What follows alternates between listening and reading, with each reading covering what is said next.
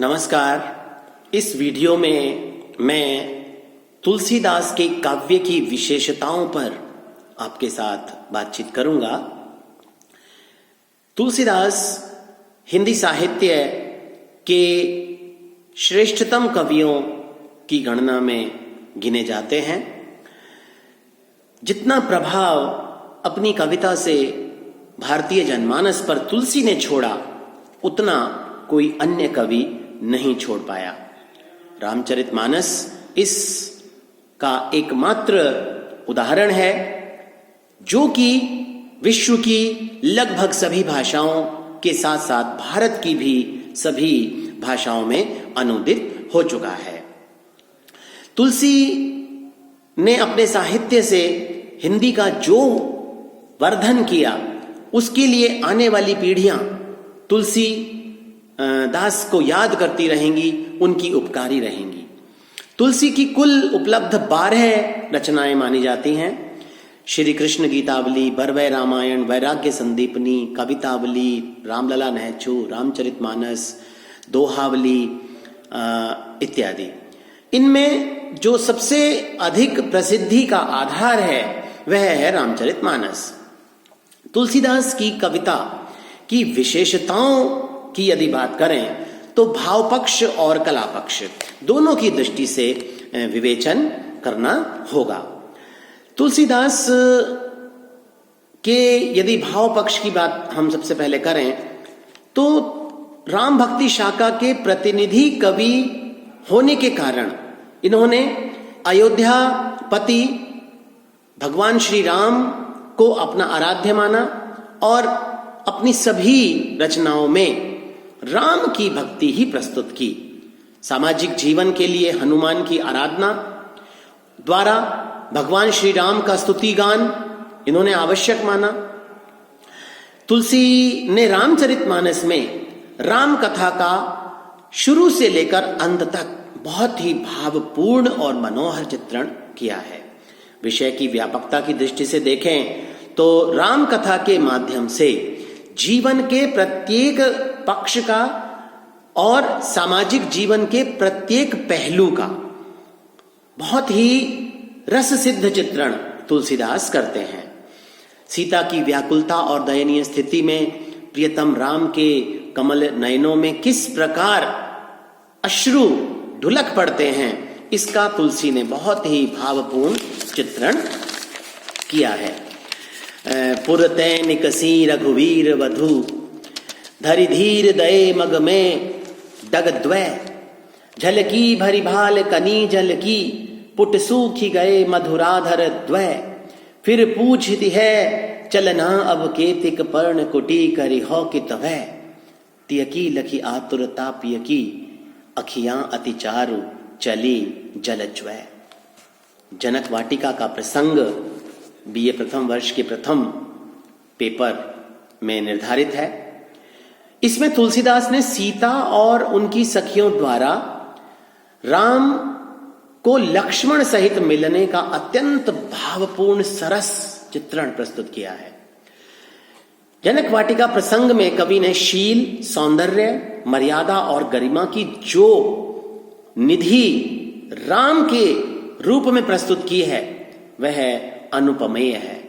तुलसी लिखते हैं, कंकन किंकिनी नूपुर धुनि सुनी कहत लखन, श्री राम हृदय गुनी मानहु मदन दुदुम्भी दीनी, मनसा विश्व विजय कह कीन्ही, अस कही फिर चितए तेहि ओरा, सिय मुख ससी भय नयन चकोरा, भय बिलोचन चारु अचंचल, मनहु सकुच निमित जे दिगंचल।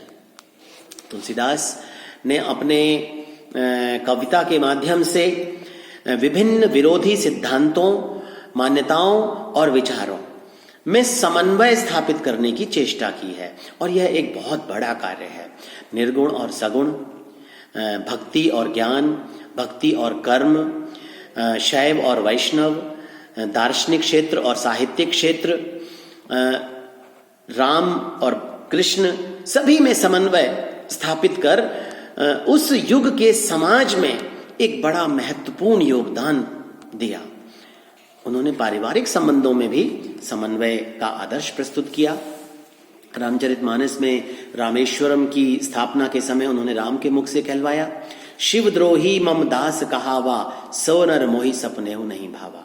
इसमें शैव और वैष्णव दोनों का समन्वय उन्होंने स्थापित किया है। इसी प्रकार उत्तरकांड में भी हमें दिखाई पड़ता है, ज्ञान ही भगत ही नहीं कछु भेदा, उभय हरि ही भव संभव खेदा। ज्ञान और भक्ति दोनों में वे समन्वय स्थापित करते हैं।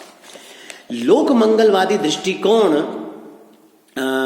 की दृष्टि से यदि हम तुलसीदास को देखें तो उन्होंने अपने आराध्य के माध्यम से लोक मंगल की कामना का लक्ष्य रखा। राम को मर्यादा पुरुषोत्तम के रूप में और लोक रक्षक के रूप में प्रस्तुत किया। तदयुगीन सामाजिक स्थितियों को देखते हुए राम के माध्यम से उन्होंने रामचरितमानस में राम राज्य की स्थापना का आदर्श प्रस्तुत किया है।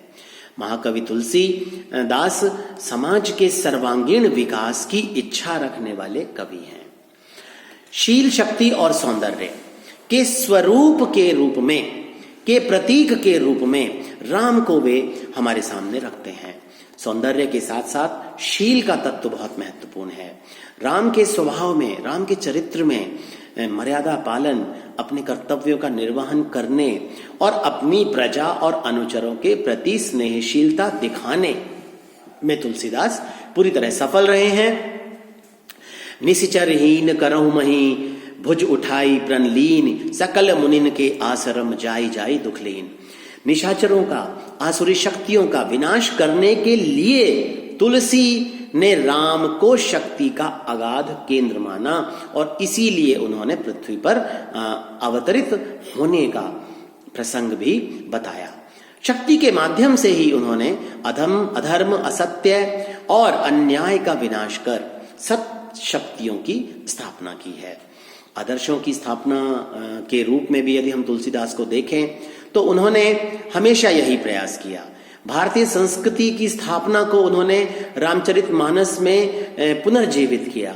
विनय पत्रिका में दास्य भाव की भक्ति की अभिव्यक्ति के माध्यम से एक सेवक की मर्यादा की स्थापना की और वहीं वे मानस में विभिन्न स्थलों पर विभिन्न घटना प्रसंगों के माध्यम से राजा प्रजा, भाई भाई, पिता पुत्र, पति पत्नी, गुरु शिष्य, स्वामी सेवक, सखा सखा, भाई बहन आदि के माध्यम से पारस्परिक उदात्त संबंधों की मर्यादाओं का आदर्श हमारे सामने प्रस्तुत करते हैं और ये आदर्श आज तक भी हमारी आने वाली पीढ़ियों की प्रेरणा के स्रोत बने रहेंगे। इसमें कहीं कोई अतिशयोक्ति नहीं है। तुलसीदास ने काव्य के क्षेत्र में भी रामचरितमानस जैसी श्रेष्ठतम रचना का सृजन कर एक आदर्श की स्थापना की है। अब यदि हम कला पक्ष की दृष्टि से देखें तो तुलसीदास की कविता भाव पक्ष की दृष्टि के भाव पक्ष के साथ साथ कला पक्ष में भी बहुत अधिक समृद्ध है। उनकी अभिव्यंजना शैली प्रभावोत्पादक है, मार्मिक है, सरस है। भाषा, शैली, अलंकार, छंद, शब्द शक्ति, गुण, दोष किसी भी दृष्टि से हम देखें तो उनकी कविता चरमोत्कर्ष पर हमें दिखाई देती है। और भाषा शैली की दृष्टि से देखिए, तुलसीदास पढ़े लिखे विद्वान कवि थे। अनेक ग्रंथों का अध्ययन उन्होंने किया, भाषा पर पूरा अधिकार था। ब्रज और अवधि को उन्होंने अपनी काव्य रचना का आधार बनाया, लेकिन फिर भी अवधि भाषा में अधिक सृजन कर उसे साहित्यिक दृष्टि प्रदान करने में तुलसी का कोई सानी नहीं है। संस्कृत और फारसी आदि भाषाओं के शब्द भी उनके काव्य में यहाँ तहाँ दिखाई पड़ जाते हैं। उनकी काव्य की भाषा सरल, मनोहर, सरस और सहज होने के साथ साथ प्रभावोत्पादक भी है। छंद विधान की दृष्टि से देखें तो अपने काव्य में विविध छंदों का सुंदर और सरल प्रयोग वे करते हैं। रामचरितमानस में दोहा चौपाई छंद प्रयुक्त किया, विनय पत्रिका में पद, कवितावली में सवैया, दोहावली में दोहे, राम लला नहछू में सोहर छंद का वे प्रयोग करते हैं। इसके अलावा सोरठा, कवित्त, छप्पय इनका भी प्रयोग वे इधर उधर सफल रूप में करते हुए दिखाई पड़ जाते हैं। रस योजना की दृष्टि से देखें तो इनकी रचनाओं में शांत रस का पूर्ण परिपाक हुआ है। अन्य रस भी यथोचित रूप में प्रयुक्त हुए हैं, लेकिन अकेले रामचरितमानस में हम सभी रसों का सुंदर परिपाक, सुंदर चित्रण और सुंदर समावेश देख पाएंगे। अलंकार योजना की दृष्टि से देखें तो तुलसीदास ने कविता में सहज रूप से भावानुकूल अभिव्यंजना करते समय अलंकारों का प्रयोग किया। कहीं भी अलंकार बाहुल्य से उनका काव्य क्लिष्ट या अरुचिकर दिखाई नहीं पड़ता। बहुत सहज रूप में अलंकारों का वे प्रयोग करते हैं और सबसे अधिक जिन अलंकारों का वे प्रयोग करते हैं उनमें उपमा, रूपक, उत्प्रेक्षा, उदाहरण आदि विशेष रूप से उल्लेखनीय हैं। काव्य रूप की दृष्टि से देखें तो तुलसीदास ने महाकाव्य और खंड काव्य दोनों का उन्होंने समावेश अपने साहित्य में किया। रामचरितमानस उनका श्रेष्ठतम महाकाव्य है। इसके अतिरिक्त विनय पत्रिका और गीतावली अगर हम देखें तो मुक्तक काव्य के रूप में देखे जा सकते हैं। तो इस प्रकार प्रबंध काव्य और मुक्तक काव्य दोनों काव्य रूपों पर उनका समान रूप से अधिकार था। इस प्रकार हम देखते हैं कि भक्ति काल की कविता में यदि हम राम भक्ति शाखा में देखें तो मात्र तुलसीदास का नाम सबसे ऊपर लिखा हुआ दिखाई पड़ता है।